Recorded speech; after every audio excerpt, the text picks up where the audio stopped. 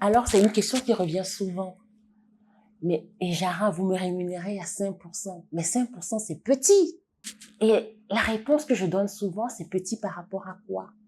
Avez-vous déjà construit votre discipline d'épargne? Enlevons les taux d'intérêt. Même à 0%, arrivez-vous déjà de manière consistante à épargner toutes les semaines ou tous les mois? Construire cette discipline d'épargne, quelle que soit la rémunération, doit être votre objectif premier.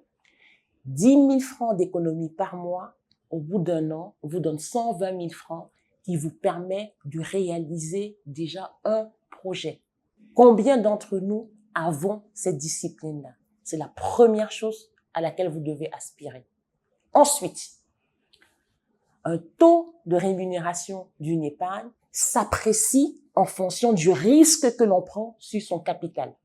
5% sur Ejara, étant donné que votre épargne est investie sur les dettes souveraines, ça veut dire les emprunts que les États de la zone CEMAC, Cameroun, Gabon, Tchad, RCA, Congo, viennent prendre sur les marchés financiers, vous permettent de vous dire c'est du capital quasi garanti puisque un État rembourse ses dettes.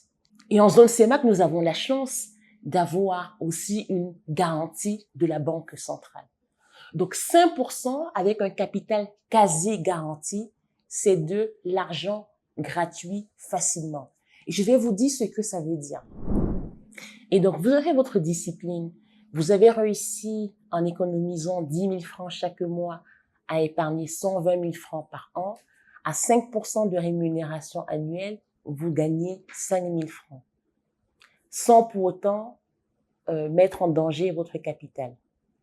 Sur 5 ans, si vous gardez la même discipline, si vous aviez 0%, vous auriez épargné 600 000 francs CFA, qui n'est pas petit, parce que c'est une épargne indolore.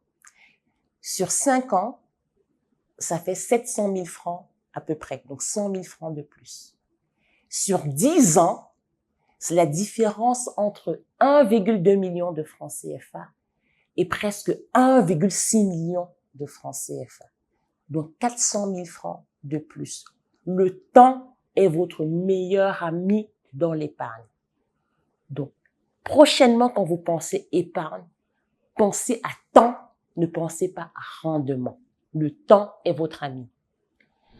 En troisième lieu, l'épargne vous sert de socle et de fondation pour faire ensuite des investissements.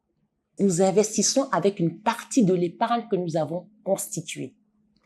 Vous avez le projet d'acheter une moto, d'acheter un terrain. Vous avez le projet de lancer un business, peut-être de commencer un peu d'agriculture au village ou de mettre un kiosque, un mobile money devant chez vous. Pour ça, c'est de l'investissement dans un projet, dans un business, un projet immobilier, un achat de terrain. Et c'est une partie de votre épargne, pas toute votre épargne, une partie de votre épargne qui vous sert à investir. Parce qu'il est toujours important d'avoir une épargne de réserve qui sert pour les accidents de la vie et les imprévus. Donc, je résume. Votre objectif 1, c'est muscler votre discipline d'épargne, quel que soit le rendement. Objectif 2, allez chercher un rendement optimal, mais qui vous permet d'avoir un capital quasiment garanti sans risque. Objectif 3, vous projetez dans l'avenir sur un objectif, un projet précis que financera une partie de votre épargne.